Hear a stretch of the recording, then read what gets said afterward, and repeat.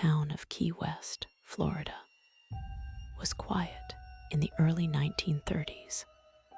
The scent of the sea drifted through the streets. Palm trees swayed in the wind. At night, moonlight illuminated the narrow paths. Shadows danced. Carl Tanzler had come from Germany. He was a quiet, bespectacled technician. No one knew the storm inside him.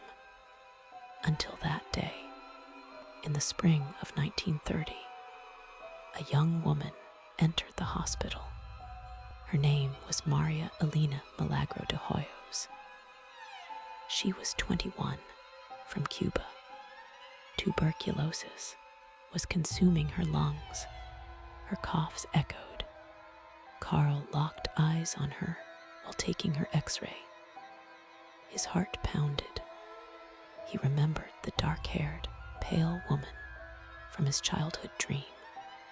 This is her, he thought, the woman I've been waiting for. Carl tried everything to save Elena. He acted like a doctor. He brought her medicines, prepared experimental concoctions. He went to her home at night, sat beside her, gave money to her family. Elena was weakening, but to Carl, she was still an angel. In the autumn of 1931, Elena's coughs ceased. Her eyes closed. Carl held her cold hand in the hospital room.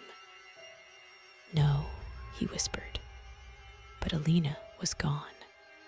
Her family buried her in a simple grave. Carl didn't stop. "I will build her a place," he said. He spent his last money. He built a stone mausoleum.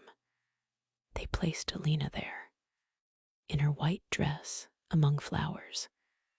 For Carl, this was a beginning. At night, Carl would walk to the cemetery. He would sit before the mausoleum. Moonlight filtered through the stones. He would talk to Elena. "Can you hear me?" he'd ask. The wind was silent. On a cold night in 1933, he made his decision. He went with a sack and a lantern. He pushed the door, lifted the stones. He found Elena. Her body was cold. 2 years had passed. To Carl, she was still beautiful. He placed the corpse in the sack, slung it over his shoulder. He walked home in the darkness. He closed the door, drew the curtains. The world fell silent. The house was now a temple. His table became a workspace. He laid Elena on the bed, arranged candles around her. He couldn't allow her to decay. He melted wax, coated her skin. He fitted bright, blue glass eyes into her sunken sockets. He made a wig like silk from her fallen hair. He filled her collapsing body with rags, poured chemicals. He sprayed heavy, sweet rose perfume to mask the odor. He dressed her in a silk gown, covered her with a lace shroud. He laid her on his bed. That night, he lay down beside her. He held the cold body. "I won't leave you," he said. "Never." Years passed. The house became a secret. Neighbors noticed the smell. The windows were always closed, the lights dim. Carl was awake at night. He would talk to Elena, sing old German songs to her. Sometimes he would hold the corpse in his arms and dance slowly. 7 years passed like this.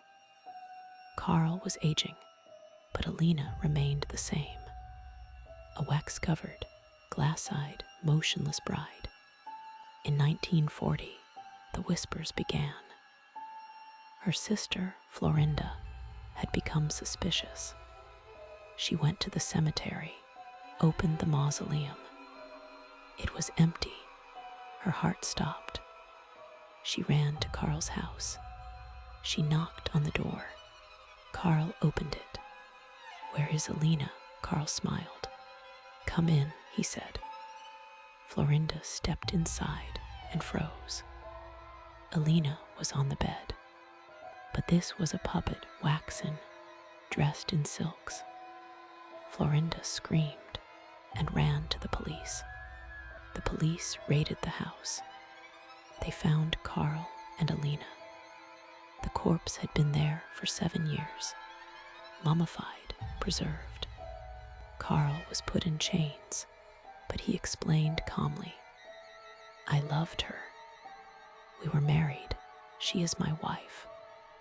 The police and the town were silent. The court was helpless. Grave robbing was a crime, but living with a corpse. Carl was released. They took Elena away. She was displayed for a time. Then she was buried in a secret location. Where? Nobody knows. Carl remained alone. He didn't leave Key West. His house became empty. He died quietly in 1952. But before he died, he did one thing. He created a wax replica of Elena, just like the original. Glass eyes, silk dress.